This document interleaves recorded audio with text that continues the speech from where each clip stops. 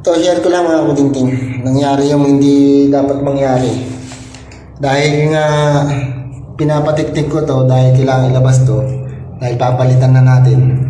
Ang problema, tinamaan yung tubo, yung main. Yan, yung papunta yan dun sa kabilang kwarto. Dun. Bali, yun nga, sumirit yung tubig, pinatay muna natin. Ito yun, yung nandyan. Problema, hindi naman natin yan madudugtong kasi nga gipit. Ayan, bali share ko lang, ganyan yung discarte natin. Hindi ko na na-videoan kanina kasi nagmamadali kami kasi nga yung tubig kailangan nang mabuksan dahil maraming gumagamit. Yun, bali i-demo ko na lang. Yun nga, lalagyan muna na itong elbow na dalawa. Tapos bubuin nyo na to.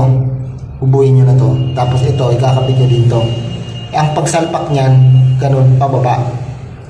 Isasalpak dito.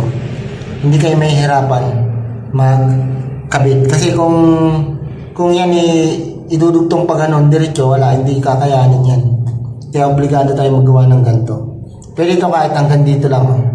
Pwede yan. Kaso medyo hinabaan ko, makabuelo eh. Yun, share lang. Ayan, ganyan lang. Bubuhin na to.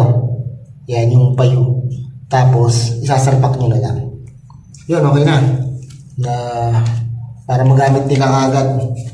Dahil kailangan ng tubig. Yan, share lang. Ito lang. Pag tinawa ng keeping gun, ito yung tama nyo. Ayan, yung butas ng keeping gun.